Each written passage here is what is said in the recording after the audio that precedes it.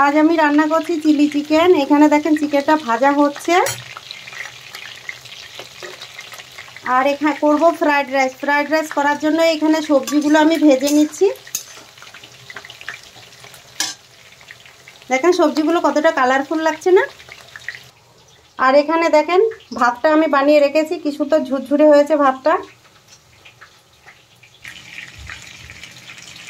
এখানে দেখেন সবজির সাথে ভাতটা মিক্স করে নিলাম। আর ভাতের সাথে কিন্তু কালারটা অসাধারণ লাগছে, খুব কালারফুল লাগছে। দেখেন চিলি চিকেনে দেখেন এখানে পেঁয়াজ আর ক্যাপসিকামগুলো আমি ভাজা করে নিচ্ছি। পেঁয়াজ আর ক্যাপসিকাম ভাজা হয়ে গেছে। এখানে সসগুলো নিয়েছি মিক্স করে, সেই সসগুলো দিয়ে দিলাম। দিয়ে এখন আবার একটু নেড়ে চেড়ে দিচ্ছি। দেখেন চিকেনগুলো দিয়ে আমি মিশিয়ে নিলাম আর চিলি চিকেন রেডি হয়ে গেছে।